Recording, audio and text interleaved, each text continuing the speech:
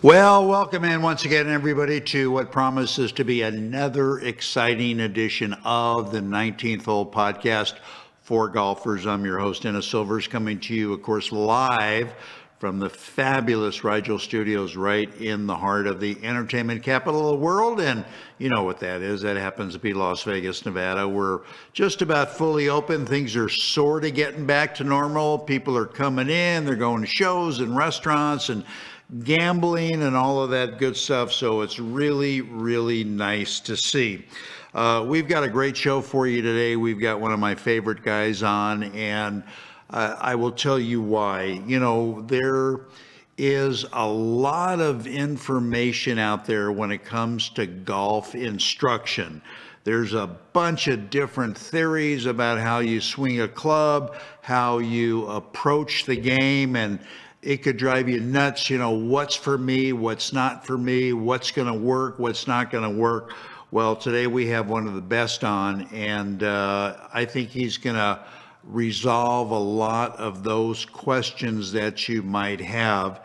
And he's been around for a long time, has won numerous awards. I think I keep mentioning every week.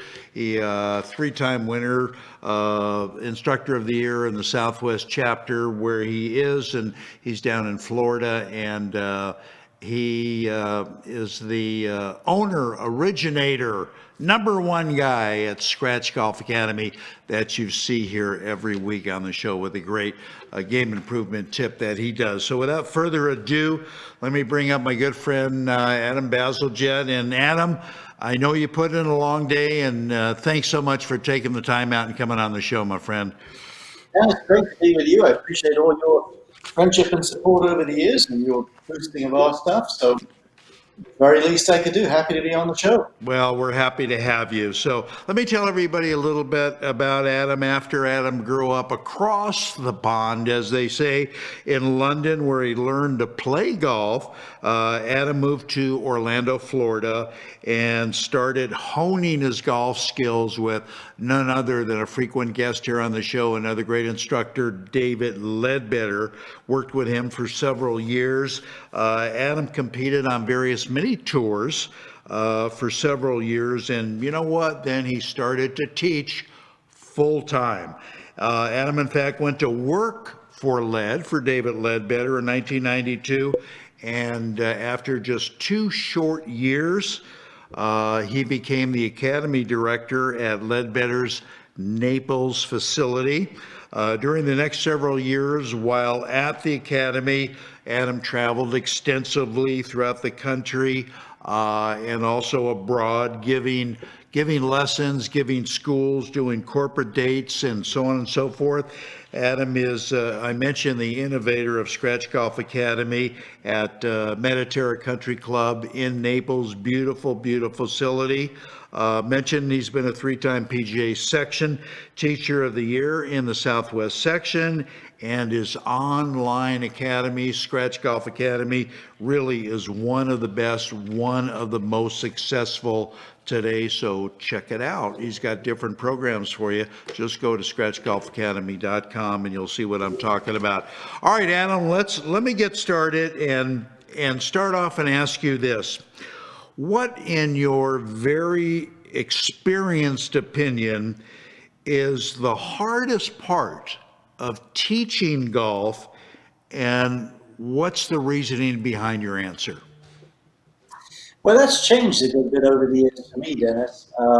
I would say, I don't know about the hardest part, but I would say the thing that is a common denominator amongst golf lessons that I give is just trying to get people to relax, kind of let their hair down, so to speak, and just don't be afraid to make some mistakes and to feel some things and to open up and interact a little bit.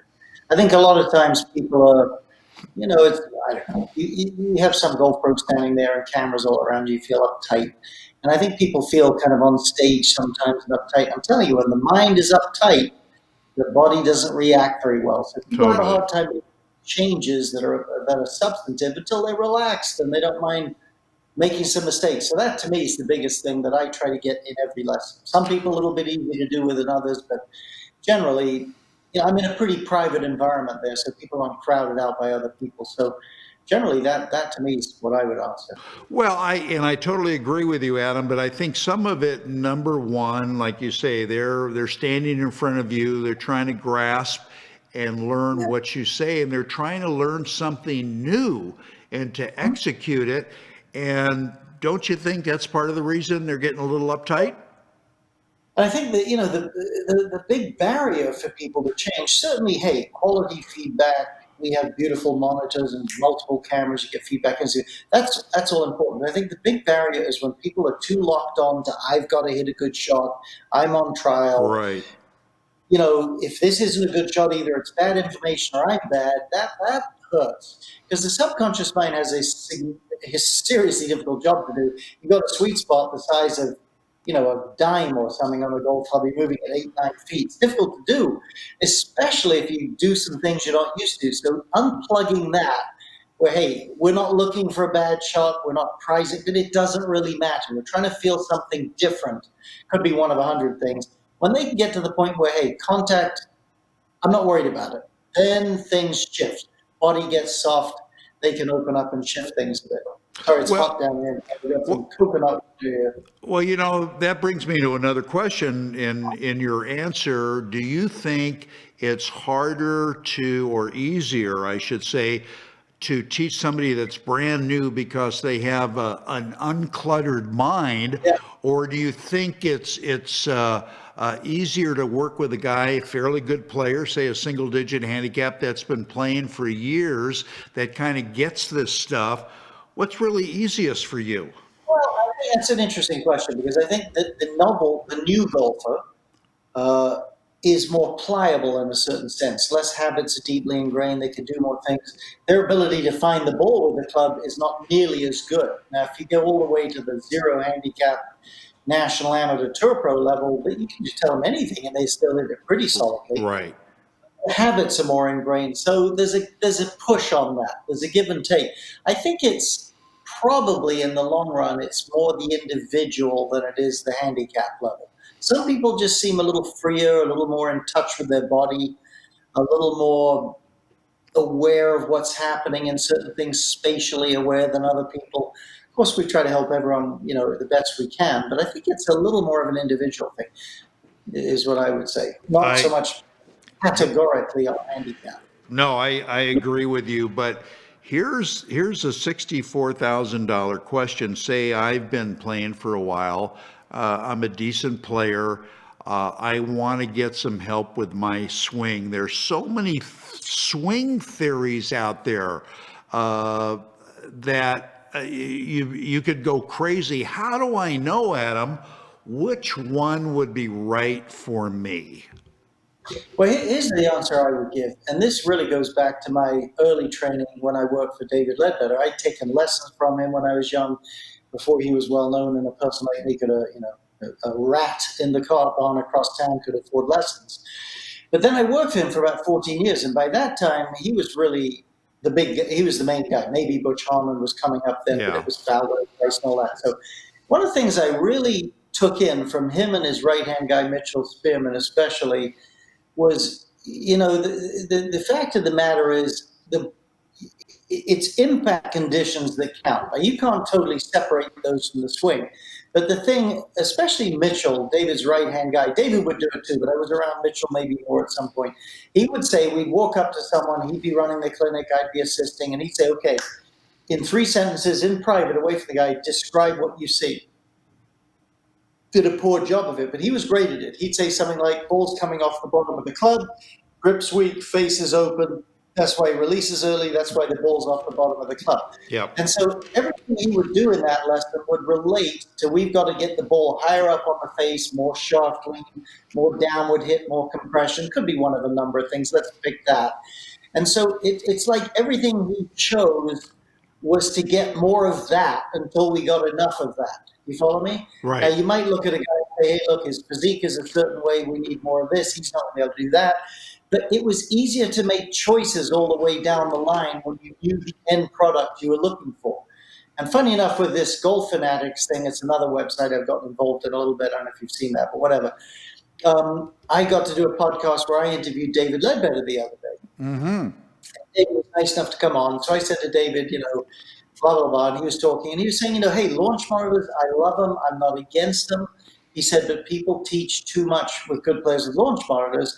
He said, because, hey, there could be one of 10 reasons the guy's not got enough upward hit on his drive or enough downward hit on his iron. So, Right. hey, he could fiddle the ball and change his playing. But you've got to be the sort of the artist, so to speak, that's maybe too grand a term, that figures out, listen, and here's what we need. And what David said that was interesting to me, he said, I have, at this point in my teaching life, David said about himself, I have enough kind of confidence and knowledge that if I need more of this, I don't mind breaking the rules a little here, here, and here to get enough of that, if you follow me. I So do. it's a little bit of rob Peter to pay Paul. Yeah. Each case is individual. But if you're clear about what you need, I need more angle of attack, less, I need to face more stuff, more from the inside, you know where to cherry pick to get some help in there. And I think that's what I've seen with really elite instructors such as David. Yeah, no, I agree with that. That's well said, Adam. I haven't had Mitchell on in a long time. I assume he's still in New York State or something, but he's almost one of a kind, isn't he? He is one of a kind in a lot of ways, but I couldn't have had a better education than all the times I spent around Mitchell. Not just golf instruction primarily, but business approach to people, organization. He's a talented guy. He's a very bright guy, and a very talented guy. He's a lot of fun. Very, very, very bright. Adam, I'm interested. I'm sorry. Sorry, when you say swing style, kind of looping back off my long answer, it's what's needed, what's missing, what's there too much of, rather than I like that swing style, let me try to mimic that. Anyway, yeah. Well, I'm glad you set me up for my next question before we take our first break when you said, set me up. There's a lot of golf pundits and industry people that have been kicking around the idea that golf lessons maybe perhaps are a little bit too long. 45 minutes, an hour, and they're under the belief that this is an overload of information, and you come away maybe a bit confused, and that they think perhaps golf lessons should be no longer, say, than 20 minutes. What's your feeling on that? I don't necessarily agree with that. I don't disagree that a lot of golf lessons can be confusing and there's too much information. I agree with that. And I've no doubt been guilty my fair share in my life. But I do 45-minute lessons now. I found half an hour is a bit short, an hour is a little bit long. So I do 45 minutes as a general rule. I mean, to me, the thing is, I saw an article, who's the great young teacher with the flat brim, teaches Matthew Wolf. What's his name? You're putting me on the spot. I don't know. I probably know, but I can't think of it. Yeah. Everyone would know his name. He's now a top 20 Golf Digest. Oh, geez, I can't think of it. You'd know his name if I said it. So they had a Golf Digest cover article, and they were always coming up with something novel, and they had him giving a lesson to Butch Harmon. Butch Harmon was a terrific player. Yeah. Played some tour events. Yeah. Maybe even won a second-level tour event. I mean, terrific player. So it was interesting. So Butch Harmon was commenting on the lesson, and he said, what I like that he did, he's Matthew Wolf's coach. I blanked on his name. But he said, what I like that he did, and this is the sage talking about the up-and-comer, he got a theme quickly, and we banged that nail for the rest of the lesson. He didn't get off it. He might have tried a few different things to get that nail in the wall, but he said he stuck with it. And to me, when I look at lessons for 45 minutes, let's say it's full swing, I do my best to figure out what nail we're trying to drive in the wall in the first 4 minutes. Right. The first 4 minutes might be talking to the student, but within the first few minutes of really videoing and looking at the swing. And for the rest of that time, we're hitting that nail in the ground. Now, if it doesn't go in a certain way, I'm open to a little different look at how to bang that nail in. So I think if you go at it more that way, what Butch was commenting on, this terrific instructor who's well known, not my addled mind here, but I think if you go at it that way and you stay on message, you stay on track, then what you're really looking at for most of the lesson is coaching and reinforcement, not more information.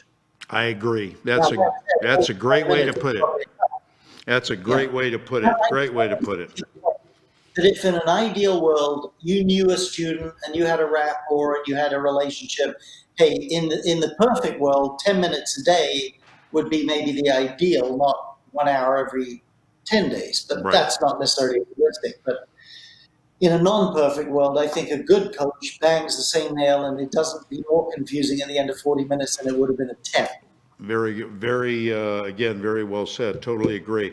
All right, I'll tell you what, we're going to step away, take a short break. We come back, we're going to have a lot more with our special guest, Adam Bazalgette from Scratch Golf Academy.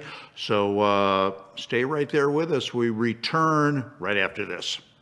Golfers at every level strive to hit the ball like a tour player, setting the club perfectly at the top, storing all the energy as they unwind and their club head approaches the ball, striking it flush at impact and staring it down as it explodes off the club towards the target.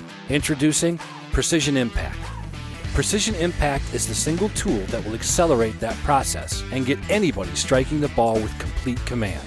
Unlike any other product, Precision Impact is designed to keep the hands quiet and prevent the fatal flipping or scooping of the hands. This amazing product will actually reprogram your brain to keep your hands in the perfect textbook position. Precision Impact will soon have you hitting the most crisp, consistent shots of your life. As you start your backswing, you should hear several clicks as your wrist folds properly for a perfect set at the top of your swing. From there, allow your arms to fall as you aggressively rotate through the ball, knowing your Precision Impact will keep your hands and club head in the ideal position. Order now at PrecisionImpactGolf.com and never look back. Hey golfers, I've been a golf talk show host for a long time and I've been playing golf even longer. Being in golf media, I've had the chance to play every ball ever made. I've tried them all. Well, my search is finally over because I found the best ball I have ever played with. And more golfers are finding the same thing. I started playing with the Elixir golf ball made by Encore Golf. Encore Golf has revolutionized both their golf balls, the Elixir or the Avant 55, or the brand new Vero X1, to where the performance of either will simply blow you away. It did me. If you're looking for better performance and durability with your ball, Encore Golf has it. Don't just take my word for it. Check them out at EncoreGolf.com and you'll become convinced, as I am, the first time you tee it up with Encore. It's the best performing ball for the price. Go to EncoreGolf.com and see for yourself. Your scorers will love you for it. That's ONCORE Golf.com.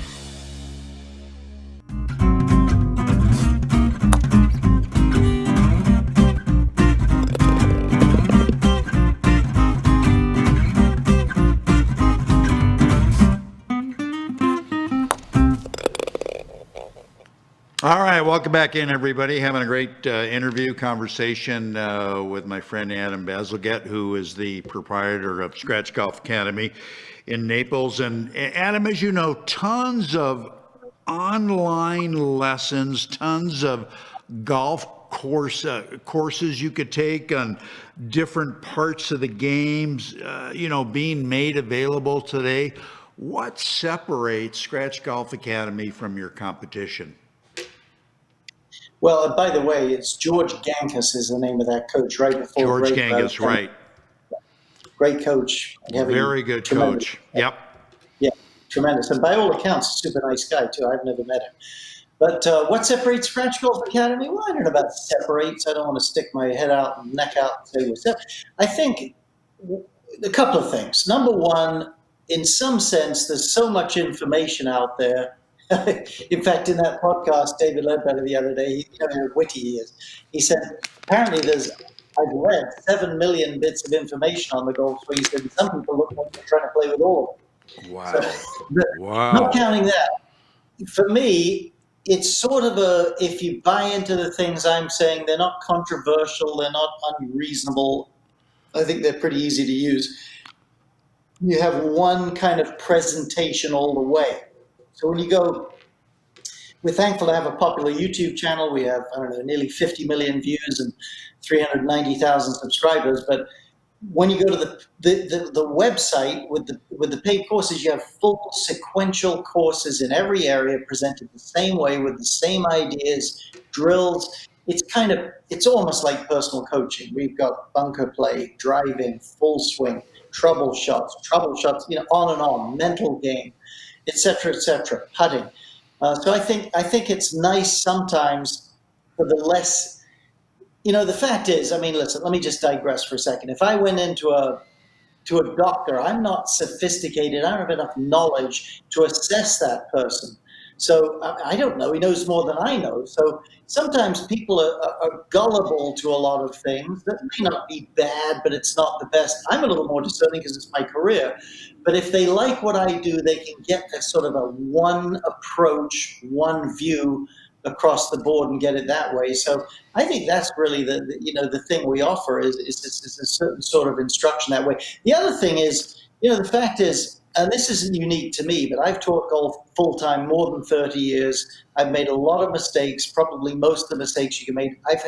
I've been one of these lucky people. I work for David Mitchell. I know the stack and tilt guys, short game gurus, Fred Shoemaker. I've just been lucky in my station in life and where I live and working for David to be around a lot of experts. So you cull a lot of knowledge and wisdom and taught around them. And then you get to try it out in your own way, hour after hour after hour, day after day. So after a while, you sort of figure out, at least for you, what's working, what's resonating, what's an explanation that's confusing. Hey, this guy said it this way. I'm going to try it that way. People seem to like that. So after decades, if you like, of trial and error, you have a relatively distilled sense of what seems to resonate with people.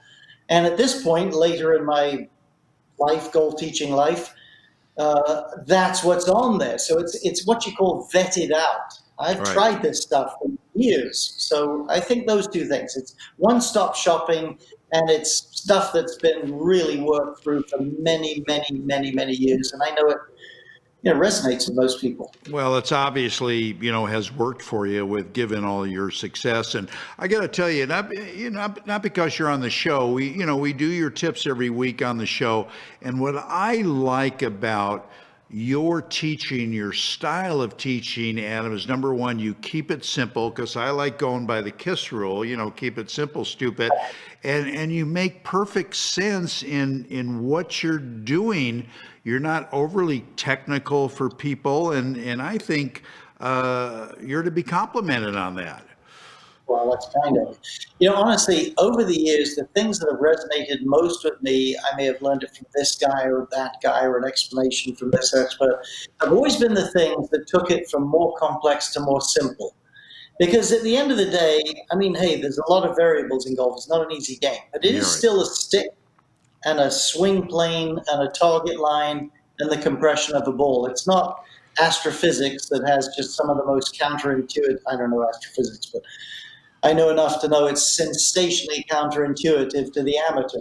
Golf isn't that complicated. So I think the things that have really resonated with me and consequently have resonated with people I teach are where they start to say, okay, I see what you're saying. Now I'm going to have to work at this, but that's not that complicated. So that sort of stuff. So I appreciate you saying that. Yeah.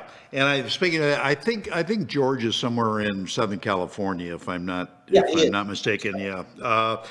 Adam, over the years in doing this show and talking to a hell of a lot of people, I've had a discussion with many of them as to getting their opinion on if, in fact, there is such a thing as muscle memory. And you would be amazed. No, yes, maybe, I don't know. And I think it's an interesting topic. What's your view on it, Adam? Well, I think it's more of a medical issue than anything. I mean, clearly the brain, and it's a proven fact, stores motor programs and uses something called myelin, which I'm no expert. You don't want to get the medical textbook from me, but they're literally physical sheaths at the microscopic level within the brain, and they broadband habits like PVC pipe would for plumbing, or the coaxial cables would for the signal that goes down there.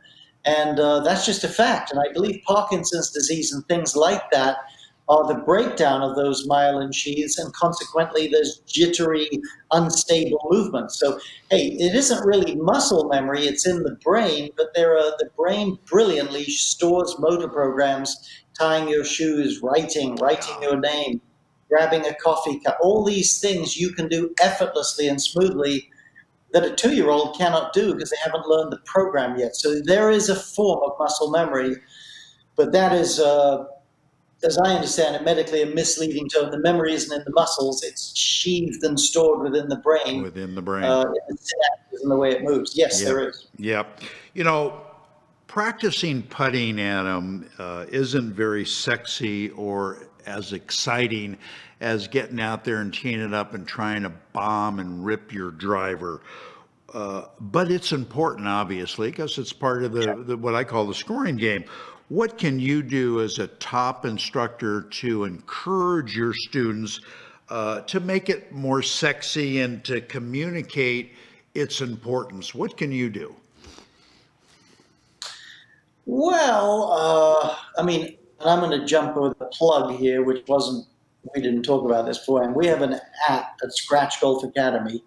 So if you go to the App Store and type in Scratch Golf Academy, we have putting tempo trainers based on all the stats, full swing tempo trainers, green reading, but all that stuff. But if you go to the putting tempo trainer and the green reading parts of the app, it's a free app. It'll really give you some information about how to develop, at least for distance control, a consistent repeating rhythm. And I think some of the drills that help people the most, if they'll do them and be coached in those areas, are drills that create repeatability. So they have the same rhythm, whether it's 20 feet or 50 feet or 5 feet, things like that. I think, hey, certainly throwing the ball down on the green and having a putting contest or putting to the holes, that has value too. But I think it's building a machine where you have a consistent rhythm, good setup fundamentals. I've been around some of the best putting coaches in the world. And the fact is, most putting strokes have such a short amount of motion that you don't have time to really overcome problems in the setup and compensate for deficiencies. So the setup is especially important in putting because, in a 6-7 foot putt, bang, it's off the club. So I think if people understand their setup tendencies, and they need a coach to do that, certainly we've got a whole putting course at Scratch Golf Academy, and they can develop consistent rhythm and good distance control, you've got the tools then. Of course, there's green reading. We have a green reading app. And I'm not trying to just plug this app. You're asking me a question.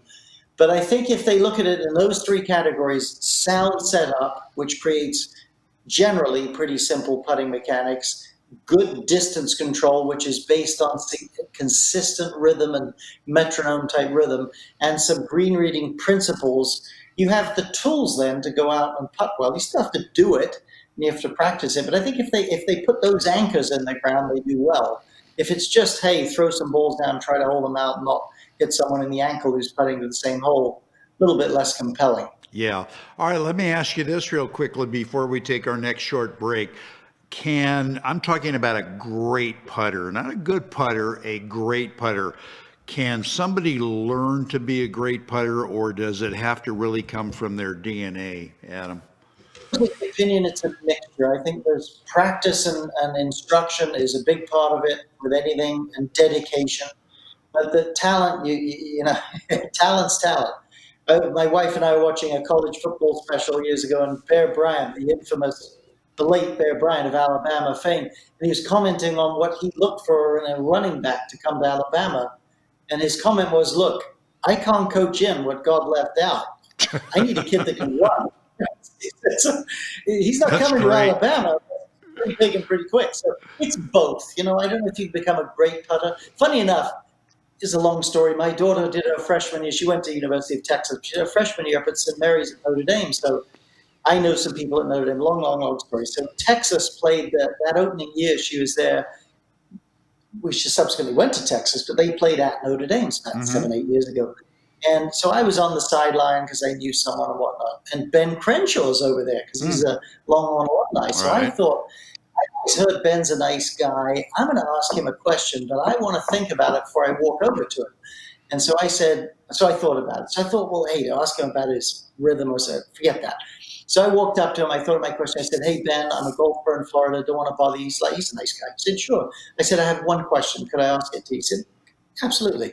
So I said, other than yourself, who's the best putter you ever saw? Like that, he says, Billy Casper. I was like, wow, that's interesting. He said, oh, yeah. Telling you, this guy made more putts of length than you can imagine. Wow. But then he said, I'm going to give honorary mention in the modern day to Lauren Roberts, boss of the Moss guy. So coincidentally, Lauren Roberts plays in our Mediterra Pro member every year because one of the members is a big Ernst & Young guy who wore the hat.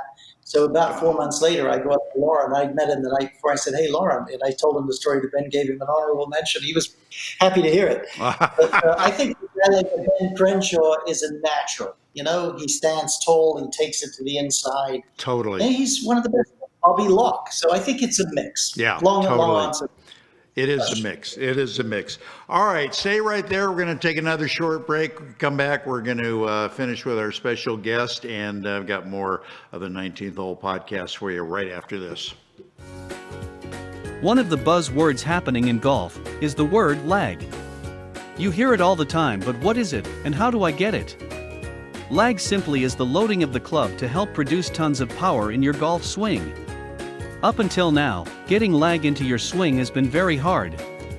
Introducing the lag shot, a brand new proven training aid being praised by some of the leading PGA Tour instructors across the globe. This practice aid trains your hands, arms and body how to make a powerful, efficient golf swing with an amazing amount of lag. Lag shot is a 7-iron length club with the same loft and lie with a whippy, flexible blue shaft and a beautiful jet black club head. After you master the lag shot, your game will change forever with a stress-free swing, more power and more distance with lower scores every time you play. Go to lagshotgolf.com, and you'll see why this truly is becoming the #1 training aid in golf. Visit lagshotgolf.com.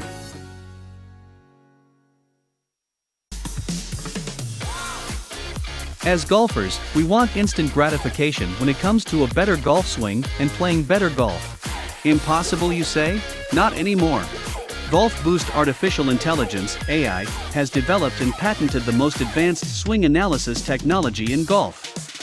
Simply, the algorithms detect your body position and then analyze your golf swing using their artificial intelligence technology. The AI captures all the relevant data from your swing video and then presents you a personalized lesson. Golf Boost AI is the ultimate swing analysis and virtual instruction system for golfers of all ages and abilities. This sophisticated software takes into consideration your height and build, playing level, and returns the ideal solution for your swing. Bottom line, Golf Boost AI is an incredibly convenient and cost-effective tool for golfers to improve their swing. Go to golfboost.com and check it out. The app is free to download and try. Visit golfboost.com today.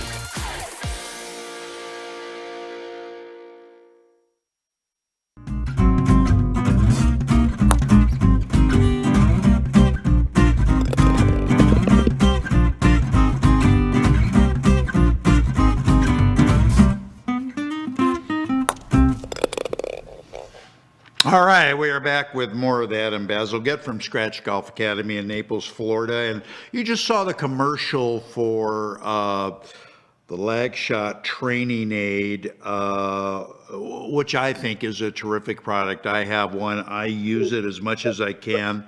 And I want you to tell me why you have endorsed the product, why you think it's so good, why lag is so important, and can you be a good player without lag? I know I threw a lot of stuff at you, so just take from it what you will. Can you be a good player without lag? I mean, listen, you have to have a little bit. I mean, in other words, you look at a Tom Watson as an example. He had lag for sure. He didn't have nearly as much as most modern day players. Could have been the way he was built or whatever. But he had forward shaft lane at impact. So you've got to be able to get the handle past the ball. You can't do that. You're not going to be really much of an elite player. So yeah, you have to have lag. Distance, they found out for all the modern stats, is a huge advantage. You need some lag to do that. Now that said, why is the lag shot good? You know, in these discussions you and I have had over the years or whatever, and maybe a little bit today, that you can't be feel. You can't reproduce something until you felt it. You can read about it, you can talk about it. That's good. Understanding it, very important, good mental picture. But you've got to feel something to reproduce it. And honestly, this lag shot, it's a little heavier than a regular club, not dramatically. It has tremendous bend, and but you can still hit the ball with it. And so many people, for the first time, they feel where the club is because of the weight and the bend more than they would feel, a lot more than they would feel with a normal club. So it's not only helpful for lag, but for where the club is, the plane, the feel of it. And because it bends and reacts so much, it almost forces you to lead a little bit with your hips and lower body because you can't force the club. It just bends on you. So Correct. I love it because less thinking and people get to experience something for themselves that most people need a lot of, which is good plane, good lag, good sequence where the club, is the last thing to come down. So Yeah. I love it. That's why I'm Yeah. a spokesperson for it. I know, and it's been very, very helpful to me and other people I know that that have gotten it. How important is a good pre-shot routine to you, Adam? I think it's important, but they come in all shapes and sizes, honestly. I mean, some people hold to the opinion that if you have a great routine, everything's set in place. I don't believe that. You've still got to swing the club and find the middle of the club face and figure out where to hit it. I mean, I'd rather have Henrik Stenson swing and a pretty shoddy routine than a great routine and my swing. And I'm reasonable. I agree with you 100%. You're right. Am I right or am I right? So, yes, I think it's important. I think you're trying to get comfortable. I think you're trying to get lined up well. Jack Nicklaus stood over the ball a lot longer than Bobby Jones did. They're both iconic. You got to do what's comfortable for you and gets you in a flow. There's no question. There's benefit there, but Yeah. you still got to make the swing and hit the ball. I don't know if that's much of an answer, but Yeah, that's true. I'm. All right, before I let you go, what's on the horizon for Scratch Golf Academy? Got any surprises coming up? Well, we've got a full slate of programs. We've got a few new programs in the works. I'll tell you what, for the monthly members, which is not that expensive, $24.99 a month, hundreds of videos in sequence. You get a free personal golf swing analysis every month. Now, you can't beat that. You go to your local assistant pro that could be good. He might not be that great, or she. Right. Not picking on them, they could be good. I mean, it's $75 to $125. For $24, you get all the videos and a personal video analysis from a staff member that is really good. You can also get in touch with me. I mean, I think that's great. You get, I think it's a lot of value for the money. I think it's a great coach. We have the app that gives you all these training Right. tools that we've come out with over the last year. Tempo training, warm-up routines, short game chipping and putting training, green reading app. So we're trying to help golfers. I read years ago, I think it's true, that Sam Walton, I'm certainly no Sam Walton, but Sam Walton of Walmart fame, his mantra, probably in the 50s or 40s, was we want to bring reasonably good quality products. They're not selling Gucci. We're going to bring quality products to the average American household at a good price. And they do a great job of that, obviously. Oh, yeah. As proved by their.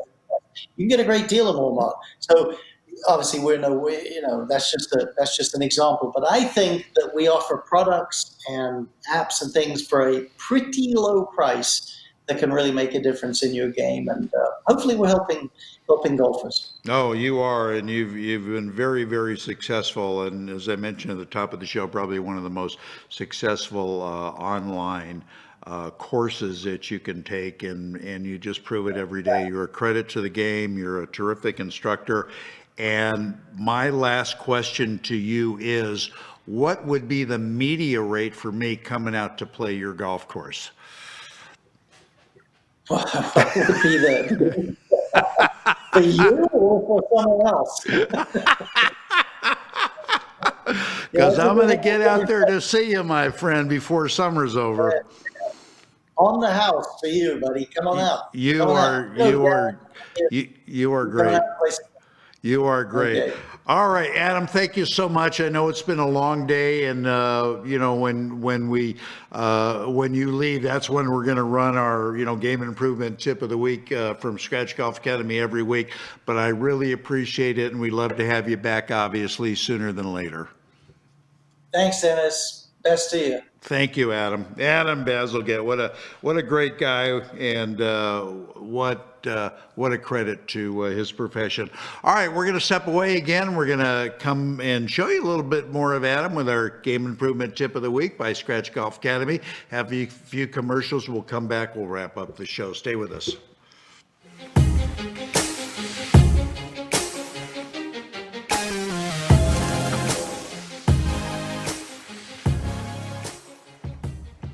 Hi, Adam Bazalgette here at beautiful Mediterra, Naples, Florida. I'm a founder of Scratch Golf Academy, and I wanted to talk to you today about how to avoid hitting the ground behind the ball. It's a thing a lot of people battle. There can be a number of circumstances involved in it, but let's focus on the two major elements and see if these give you a little bit of insight and help you progress in this area.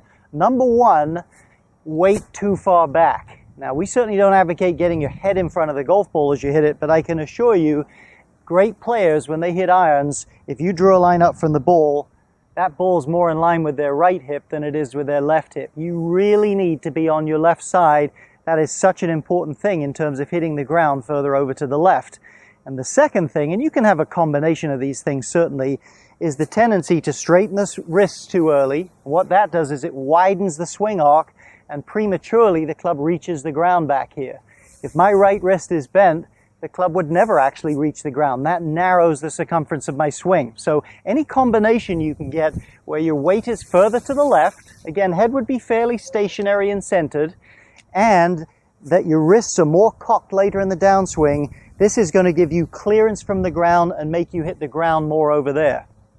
I've got all sorts of videos and techniques as to how to work on these things, but let me give you one simple drill that I think at least might get you started and help you. Line up a few golf balls there, like so, and pretend the line extends a little bit. This is an 8-iron. I'm just making a small swing here, and go ahead and preset your hips and your weight to the left. Again, my head's about centered. I feel most of my weight to the left. And practice releasing your wrists so that the club goes down on the front side of the ball. And I say that because I don't think it's that effective to just try to hold your wrist angle. I think you want to time the release or the snap of the wrist in a different place. I find most people have more success with that. So weight forward, practice hitting the ground more over to the left. And when you've gotten a little feel for that, just set up to the golf ball, weight forward, and just hit some little shots on that scale, and you can see I was able to hit the ground in front of the ball. Critical for good iron play.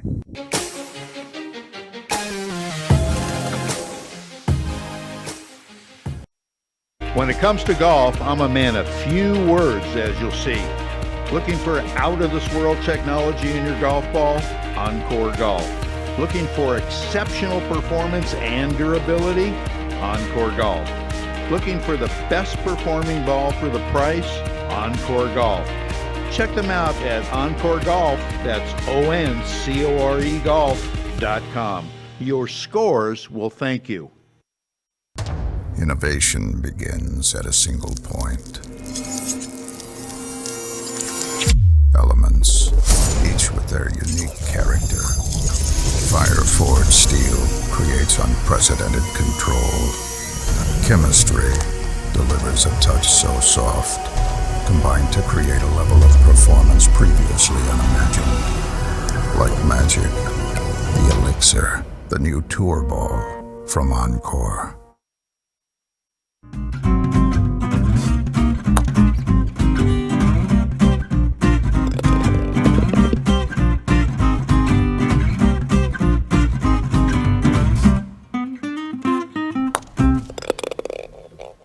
All right, that's going to wrap it up for this edition of the 19th Hole Podcast for Golfers. I've been your host, Dennis Silvers. I want to thank Adam for being on the show today. Don't forget, if you check us out online, YouTube, Facebook, Apple app, Google Play, wherever, if they ask you for a like, please give us a couple of thumbs up, and please subscribe to the show. We very much appreciate it. And like I said last time, it adds up week after week after week, as we love bringing you the show. So until then, keep it in the short stuff, everybody. We'll see you back same time, same place next week. So long.